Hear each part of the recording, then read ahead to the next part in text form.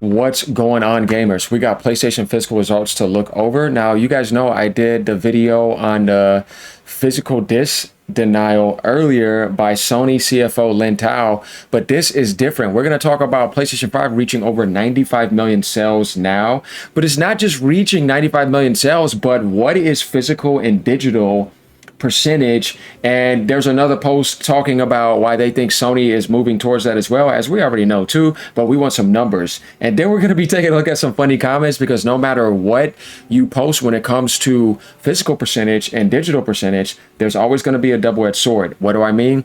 Well, oh, DLC, microtransactions, indies, and it's like, there's very good positives to digital. The problem is digital ownership, and just not having an open little window like limited run games to do physical copies for stuff that people might really want. And if you can sign up and do something, give somebody some side option, right? There's a lot to talk about in here. We're going to get into this. It's not just Shinobi's post, but it's another one. So let me know what you guys think. Become a member for $3. Leave a tip down below. Like, comment, subscribe. Here we go. Okay, PlayStation physical results, which is Q1 from March to June, as we know, dropped this morning. PlayStation 5 has reached 95.3 million consoles shipped lifetime to date. LTD means lifetime to date. Okay. We're going to start off on this topic. This gives you the idea that the PlayStation 5 generation is already successful. And no matter what, in the next year and a half or two, Sony's reaching 100 million sales. They won. You know what I mean? Just like Nintendo won with the Nintendo Switch, and they're winning with the Nintendo Switch 2. The only side that is failing, and this is not beating down, is Xbox. Because they're barely trying to get at like 34 million or something, or maybe 35. Just reaching that's not that good. Nintendo Switch is going to pass you up probably at the end of this year or at the beginning of next year sometimes, right? And they'll do it in less than a year and a half. That's how crazy Nintendo is. Yeah, I know.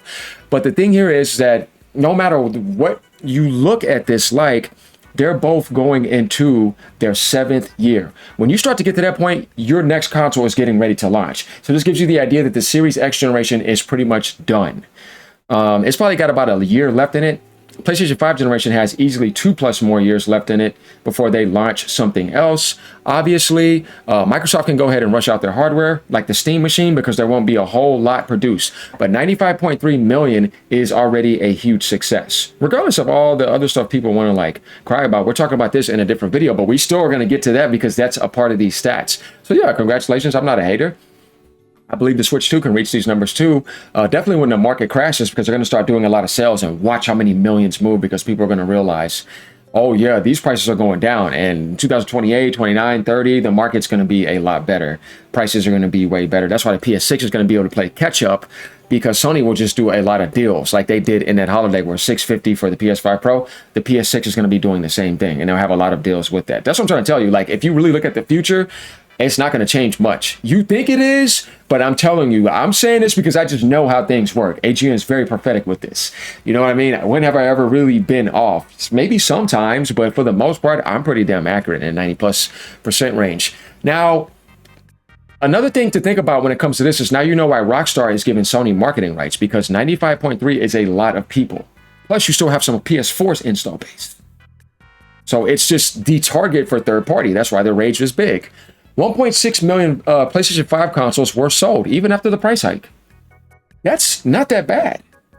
That's still decent. In the holidays, they're going to do gangbusters, but Sony needs GTA 6 to finish off very strong, and it's pretty obvious. And they're going to have some first-party games this year, next year, too. But, I mean, that's going to help them out big time, because Nintendo is stomping right now. So, when you think about Xbox, what are they moving? What, like a couple 100,000 this year so far? It's pretty bad.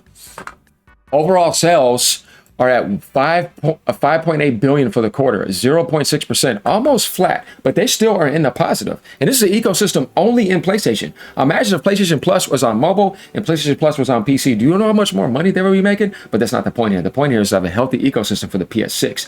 I'm trying to say that Microsoft tries to reach out on all these things, go on all these TVs and devices, and they can't even get in a positive. And they grabbed Activision. What is going on here? Something is wrong. Impacted by the decrease in sales of hardware and third-party games. Yeah, of course. The prices go up, so it's going down. Plus, it's a natural thing that when you're heading in your 7th year, it's a natural decline on the market. Then you get ready to start launching your next console. You see?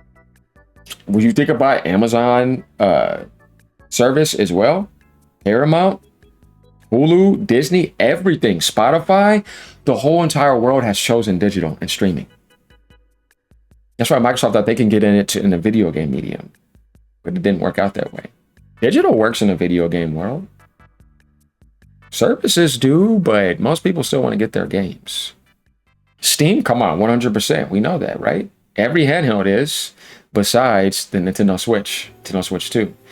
Now, in the Nintendo world, the physical is a lot higher. But that's Nintendo. They have the biggest physical medium in the world. Definitely because of Japan, too. They support a lot of physical still. They still like to go local. It's a thing in Japan.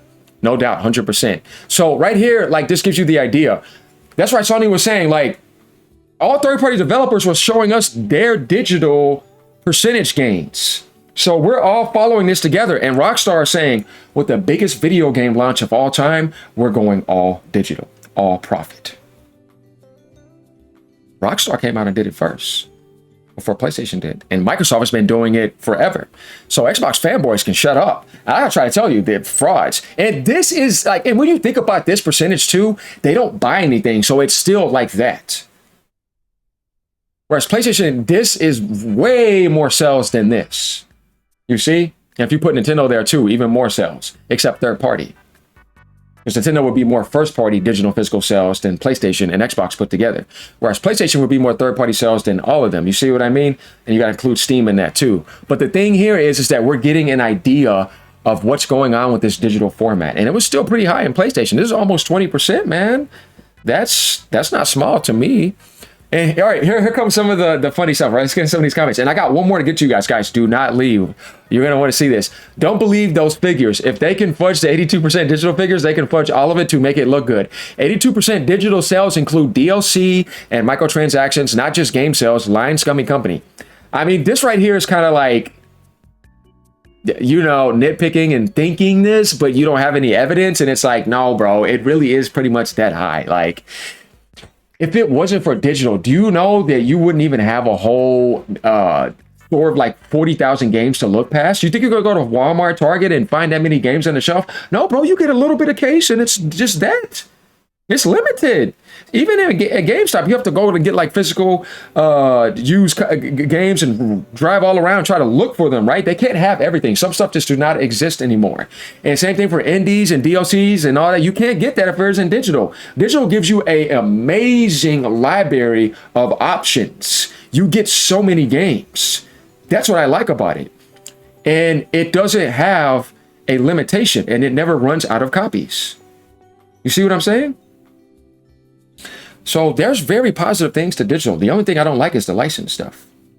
If you could trust companies, you would be fine. But that's the negative to digital. Whereas physical, as long as you have the disc, you're okay. But you could mess it up. You see? Now going down, Oliver says April 1st to June 30th. Those price increases really hurt the momentum, but it's only a question of time before PS5 hits 100 million. Yeah, it's going to be in the holidays. So what stage of capitalism is it when companies charge you extra for tariffs? Get refunded the money, and then they keep the money. Like I said, they're playing a game against you. I've been trying to tell people that both sides are kind of doing that. So going back, though, let's go to this important comment right here. This guy says PlayStation revenue for 2026 has been announced. Digital is 1.2 billion, and physical is 128 million. This is why they want to kill physical games. Now, hold on here a second. The difference here, though, when we're actually talking, I want you to think about this. 10% of 1 billion would be 100 million. This is under 10%, it's 9%. So when it comes to revenue, and like they're saying, of course, because you got microtransactions and all this other stuff. I was trying to tell people this a long time ago. You can't see the real percentage of actual game sales versus revenue with microtransactions and DLCs and cosmetics and all that, rather than digital sales and physical sales. What's the percentage? It's not going to work like that. And because of that, physical is going to be seen as 9% or 8% right now of the total market of revenue. But he said revenue. He didn't say like just copies of games. Whereas like in the Nintendo world, it was always like more games sold than anything because they're not a microtransaction company. But now you have to open them up to that because they have a lot of third-party support this generation. You see what I mean? And even in the Switch 1 generation, it was not too bad, but Switch 2 is going to be a lot better for third party. So right here, we're getting introspection. Digital is making like 11 times the money than physical. Though I think 128 million is still like not nothing to cough over when you're kind of comparing like, hey man, this is still giving me like 8%. You know, if you want to say, oh man, what about adding that X%, man, 9%? What are you talking about, right? Whereas like you could lose money on physical because you can trade it and somebody else can give it to you. You know, like I said, take it to GameStop, get it off of some other place, and that company's not counting that as profit. Whereas digital is always pure profit. You see the medium here, but we're losing out on trading and other options and more deeper discounts from other outlets and all that. And I think that's why people, you know, also don't like that as well. So, and I've explained to you that even when you go in the Xbox world, some of those games that were actually physical, and some of this can work on PlayStation too. It can affect it like that. Even if you have the disc, you're still dealing with a digital license in a way.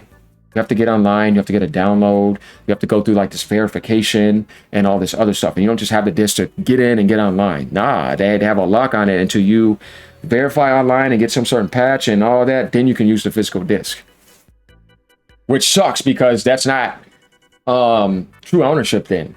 It's giving you the illusion of physical ownership, but it's not working that way offline. So going down here, here's another funny comment. Mr. Graham says, nice try padding the stat sheet. But standard math doesn't lie. That digital bucket isn't just full games. It's inflated with microtransactions, DLC, battle passes, and virtual currency that literally can't exist on a disc. That's what AGN was just telling you. Like I said, when it comes to digital, you could make so much more money without even needing a physical medium, that things that physical medium couldn't even provide. Like he's right though. I get what he's saying. It can't exist on the disc. And then what he's saying is that, but that's why he said revenue. What he wants, what a lot of people want, is tell me the percentage between a digital game sold and a physical game sold. Stop including all that. But that's not digital revenue and total profit though. But I get what you're saying. I'm not trying to beat that down. I feel you on that. You would still just like to see the side stat. You know what I mean? Physical medium built this brand from day one. Yeah, CD trends. But corporations love building mandatory digital add-ons into one graphic to make it look like disc owners just disappeared. Twinkle Toes, you're breaking my heart. Can't F with me. Go play somewhere else. I'm busy. Oh, man, this guy's making my day. Some of these comments are absolutely funny. Here goes another guy. Digital includes all the small friend slop and indie games that never get a physical release. That's why they had limited run games. But hey, man, yeah, it costs them more money, bro. The indie devs need money. Plus all the DLCs you have to buy digital by the way. And we see a huge like on this. This guy probably has one of those pages. Well, actually, no, he doesn't. Anybody. Yeah, it's just a thing. Yeah, you might be one of those guys just because this medium is moving like that. That's kind of funny, though. But this guy says, bought a used copy of Rock Band 4 a week ago for $20. Digital version is delisted due to license. And all future digital will be a horrible problem as games become harder to emulate and preserve. Yeah, if they don't want to save it for you, sure. The majority of that revenue is from microtransactions like V-Bucks, COD points, all that. Look, this is the thing.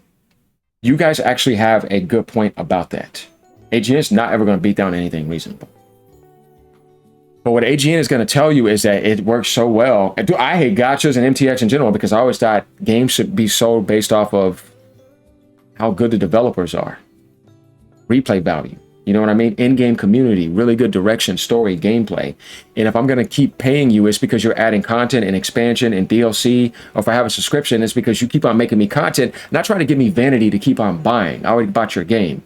And that your game has a focus on content and not on microtransaction, cosmetics, and all that type of stuff. Like that's side stuff, of course. If it's not interfering with my meta or my end game, like a damn gacha, I mean, cool. But even then, it always distracts developers from actually making more content and more games and more DLCs and sequels because they're focusing too much on MTX and all that free-to-play garbage. I don't like it. So right here, we kind of get a lot on this. And I want you guys to let me know what you actually think about this. Once again, we know why digital is bigger. We know why digital is supported more. Like I said, imagine midnight releases where you couldn't get the game because it's sold out. And the digital world is right there. You ain't gotta waste no gas. You ain't gotta do none of that. You see? That's what I like about it. And like I said, like, You get deep discounts now like Steam on PlayStation. They've been doing it all generation. Nintendo's catching on and been doing that too. So you get that all over the place. The thing is, there's just a crowd that has always only been physical, and that's just how the way they like the game. Some people are old school with it. Some people like to have that physical copy. I'm not beating that down because that's just how you are. Not everybody has to be like everybody else, you know? So let me know what you guys think. As usual, keep on gaming no matter what platform you're on. Later.